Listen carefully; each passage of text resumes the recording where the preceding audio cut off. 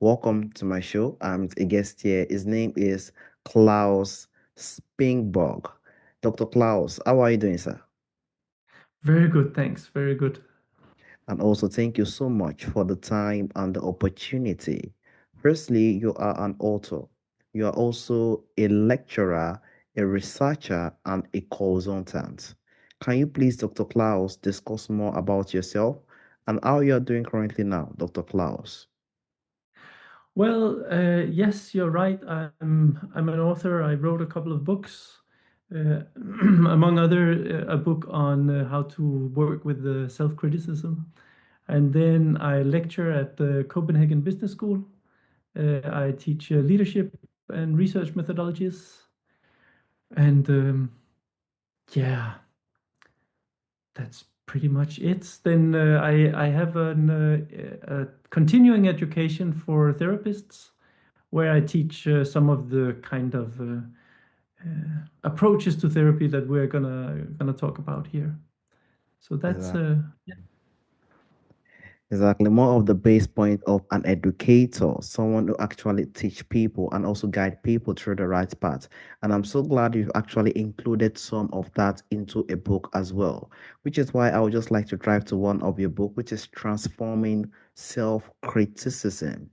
Can you please, Dr. Klaus, discuss more on the book? And do you also plan to write more books in the coming future, Dr. Klaus? I finished it like what 1 or 2 years ago, but it was I wrote a book called The Five Knots, a guide to being centered therapy, where I sort of set out the whole system. And transforming self-criticism is sort of like a subset of the approach, specifically targeted to self-criticism. Uh, I'm I'll wait a while before I write another one of those books because I love writing books. It clarifies your thoughts very well, but it's also uh, quite taxing. It's a lot of work. So I'll take a little break from writing more of these books. But yes, I have more ideas for what I want to write about. Exactly. As we usually say, we are human beings. And as humans, we always drain energy, most especially writing. It is not just an artificial intelligence who is just bringing work. It is actually a human work and it requires a lot of energy. But I'm too glad that you actually have this one out, which actually drive more in the point of criticism. And we do hope that more could actually come in the coming future as well. And that is why I would just like to drive to the aspects of your book which actually treats self criticism not simply as a bad habit, but as part of a deeper internal system that is an internal issue. So, what do you think is the inner critic usually trying to protect us from, Dr. Klaus? Yeah, that's a very good question. It's the reason I wrote this book is because I have experienced for myself and for a lot of my clients how um, working with self-criticism is it's really I think any path to self-development has to work with it because it sort of opens and turbocharges the whole process if you can crack that nut.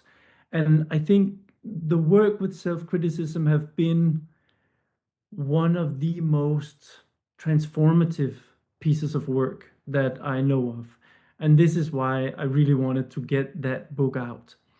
Now, when I started writing the book, I was still thinking in terms of the inner critic. So, this is the very common model, goes back to Freud, that we have this ego and we have all our desires, the it, and then we have our like social consciousness, the superego that always tries to keep us in line so that we don't go around and murdering and being generally asocial creatures. So I was thinking in terms of this kind of model that we have an inner critic, sort of one part of us that is always on our case, that's always criticizing us for this, that, the other. But there was always one thing that bothered me with this model, and that is uh, our inner critic will criticize us for doing it and for not doing it. So it seems to have no a consistent position, right? You go to a talk, you have a question to the lecturer, but you don't put up your hand and raise your hand and ask the question because your inner critic says, no, that's a stupid question. Everybody else here got it, right? You don't be so stupid and ask this question and embarrass yourself. Then you come home and then your inner critic says, you're such a coward for not asking the question. And you go, what should I do here, right? You can't win. And that bothered me because I felt that's an inconsistency in the model. There's something wrong with the model if we have to accept that we have a part of our psyche that is so confused that it doesn't have a clear opinion. So, halfway through the book, I had an epiphany. I realized this is actually not a good model.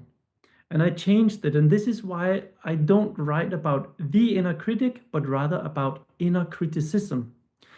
So I thought in the example with the lecturer, you have, I think it's a better model to say you have one part of you that wants to protect you from embarrassment.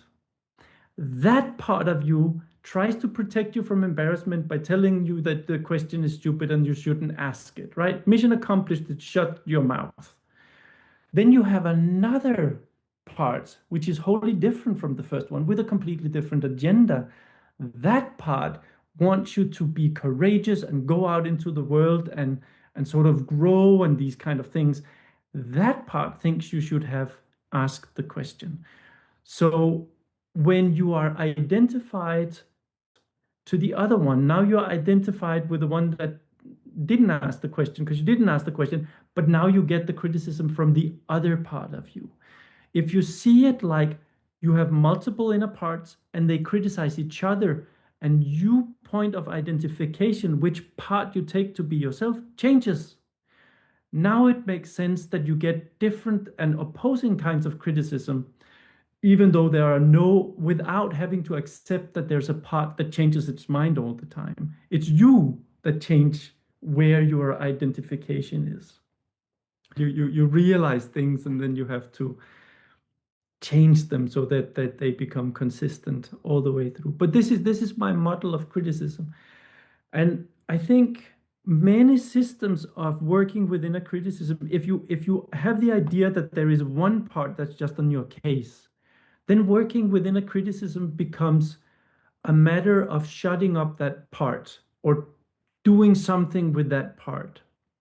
If you think inner criticism is more like you have a bunch of inner parts, like a little group of people, and they are quite mean to each other, then working within a criticism becomes more akin to uh, having a cultural change how all your inner parts speak to each other.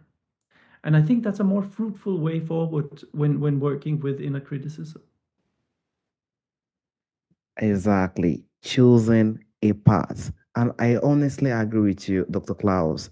Almost everybody have the situation of self-critic and or self-criticism because we have this double path that actually tells us, okay, you should have done this, and the other part is saying something else as well.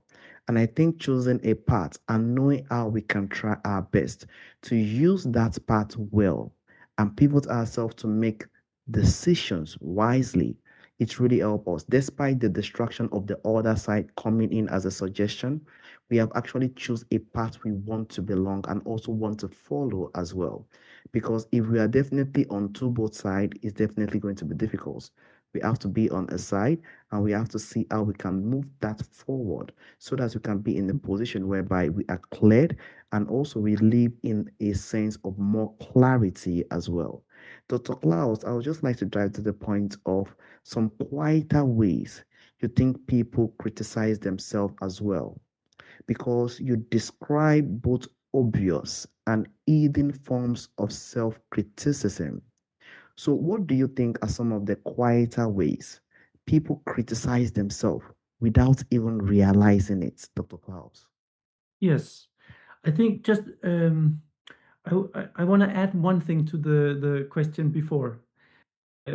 teach people about how to facilitate dialogue between different stakeholders or between different departments and so on. And they can have very different opinions and have sort of quite negative views of each other. And in a sense, that is a very good um, analog to what's going on inside of us. In organizations, we kind of know if we can change the dialogue so people speak nicer to each other, so they try to understand what the concerns of all the different stakeholders are, you are more likely to make decisions about what path to pursue that are more robust because you have had input from different stakeholders. It's the same when you choose a path for yourself. It's very good to don't let any individual part uh, take control and say, we're going my way. You have to facilitate a dialogue between your inner parts so that an idea for a path forward can emerge from that dialogue. So yeah. But to your second question, and I think this is a very, very important question because when we talk about self-criticism, everybody, or I don't know everybody, but many people, when they think about self-criticism, they think about this where you go, oh, I'm so stupid, right? Or I'm so whatever. You call yourself names. You say, I shouldn't have done that. That was very dumb to do this. But as you rightly point out, there's other forms of self-criticism that can be much harder to spot, but of course they are equally important to spot. So in the book, I have this self-criticism continuum, uh, and I think at the end of the continuum, where the self-criticism is most repressed, is I'll give two examples. One example is no three. One is if other people, you might not be aware of criticizing yourself. You don't hear any messages or anything like that. But if other people come to you and say you're a bit lazy, aren't you? You get super angry and more angry than the situation warrants, right? It's like it's not nice of them to call you lazy, but you really feel like very offended, very angry. Usually, that I say, if other people's criticism of you hit you like that, it's because they have an ally on the inside of you.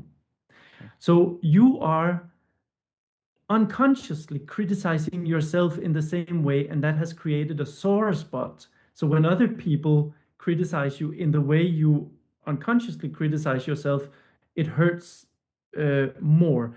So I think if you are aware of when other people's criticism of you hits you suspiciously hard, then it's good to say, maybe I actually on a daily basis criticize myself for, in this case, being lazy. Then you can capture it.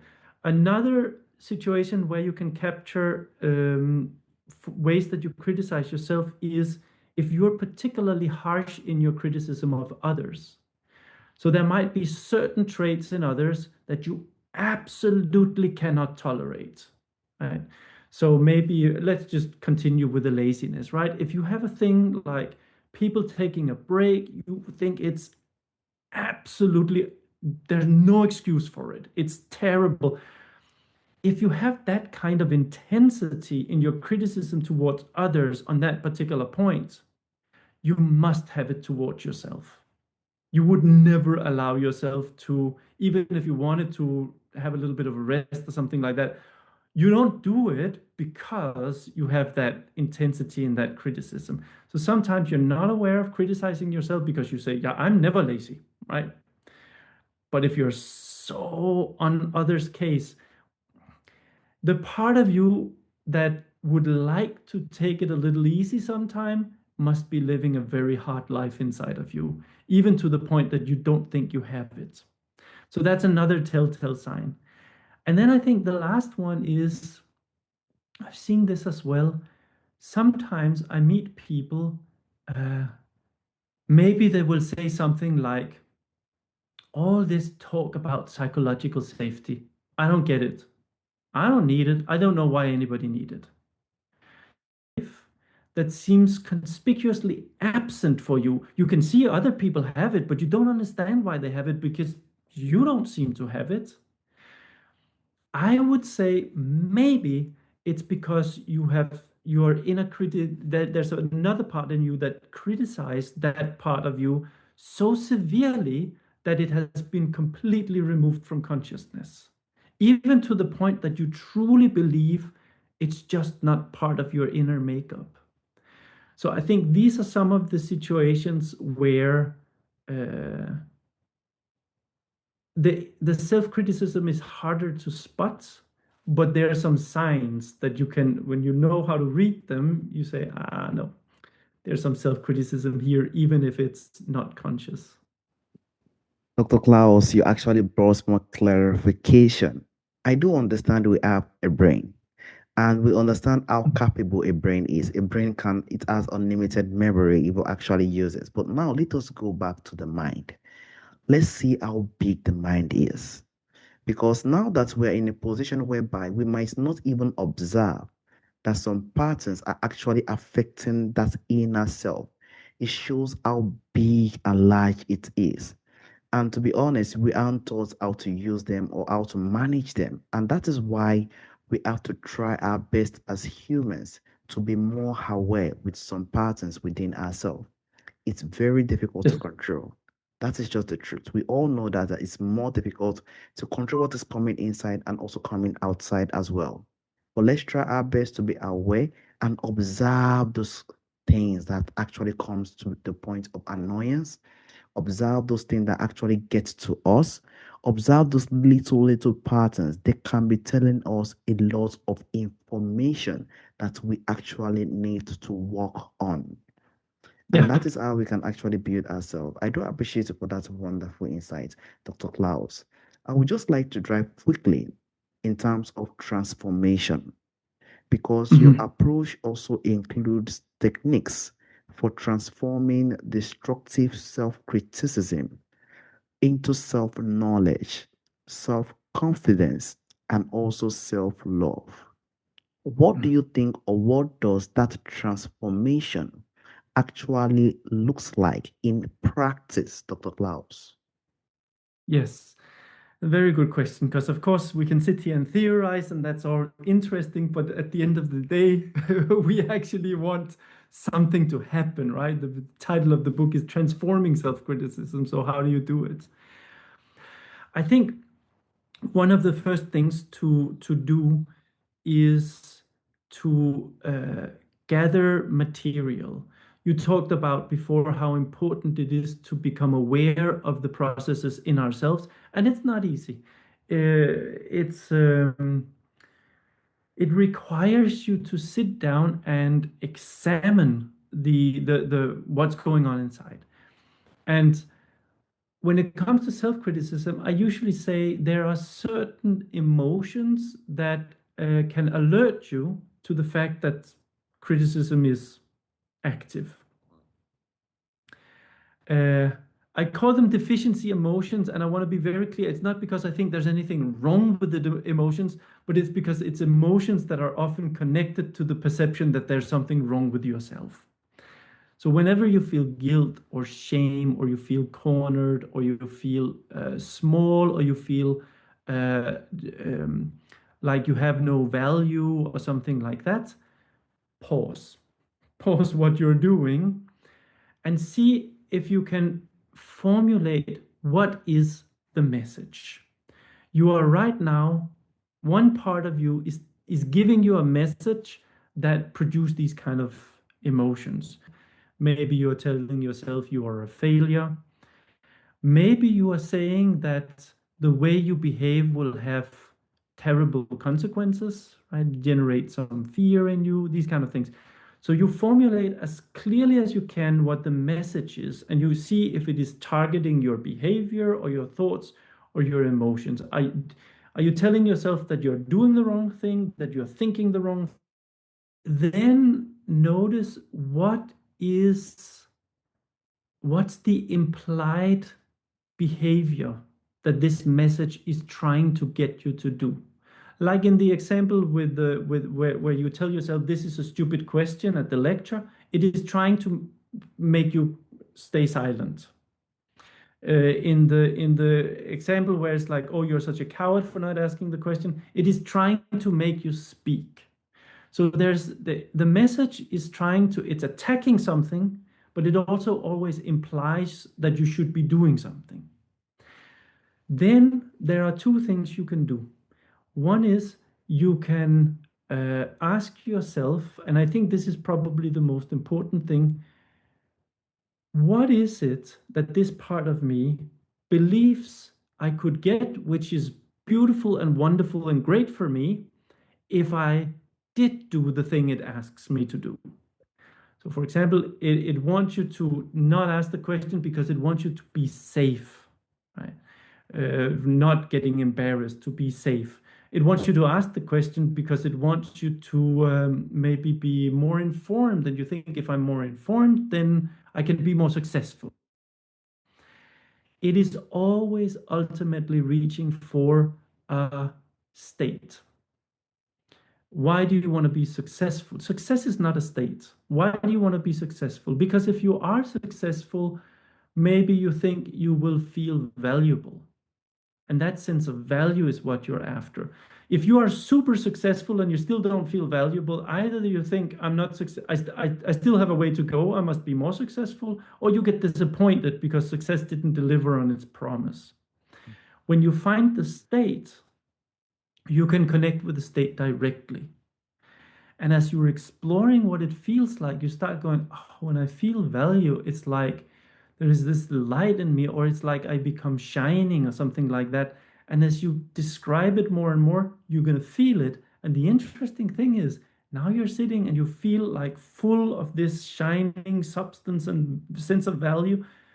Nothing changed in your life. You are no more successful, yet you have a connection to this state.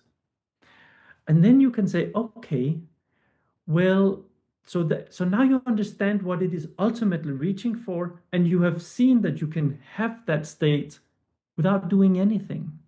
Now, that is a very important turning point because you have now found what I would call unconditional value, value that doesn't depend on you doing anything specifically. So, a part of you knows it's possible to feel value. It has a theory to feel value, you have to succeed in these areas. I think that's the way to do it, but the theory is wrong because the value is possible to connect with directly. Then the second thing that you can do, so that's the carrot part of the work. Then there's also a little bit of a stick part, which is to say, okay, so the first step of the method is telling me that I'm worthless unless I succeed at certain kind of things, right? And the end goal is getting me to a place where I feel valuable. Then you can ask this question, how long should I tell myself that I'm worthless before it leads to a sense of value? And when you realize that, you realize the counterproductive attitude, or the counterproductive nature of the self criticism. You understand it has a beautiful intention for you. It wants to take you to a little piece of paradise, but it doesn't know how to get you there. And in fact, the way it tries to get you there has the exact opposite effect. So I would say, when you do this over and over and over again, gradually you will start connecting and feeling unconditional confidence, unconditional value, unconditional love, unconditional peace. That is going to profoundly transform you as a person and transform your life. And by the way, make it much easier for you to succeed in life. And I do appreciate it for actually providing those steps regularly, providing those guidance regularly. It means a lot to some people, to be honest, because you actually brought the light that self-reflection is very vital for us to actually be in the position to observe, to be aware, and also provide that solution. We do understand Yes. the busy world we are into today, but despite how busy it is, we can actually find time every single day to create this reflection and help us to create this pattern because this is our inner work. And our inner work is actually the place where we actually have the sensitive thought that come in. How can we just get the time to listen to it and know how we can try our best to create that dialogue to the point whereby we create a sense whereby we are strong enough to actually do some certain things whereby things don't get to us to the state that we actually do not want it to get to. So I do appreciate you for providing those necessary steps. And Dr. Klaus, there is a question I normally ask during the end of the show. From our forefathers, from our ancestors, there are a lot of beautiful things that do exist during our forefathers' time that is missing in our time today. If there is anyone or anything you would like to bring back to our time today, what do you think that thing will be, Dr. Klaus? It's a beautiful question. So when we reflect on the past and what existed in the past, right, it's like we can be very nostalgic for the things in the past that actually never were there. So who knows? But I think one of the things that I would like to bring back if it existed and would like to bring in any case is um, purposeless activity. Doing something not to achieve anything through it, but just for the enjoyment.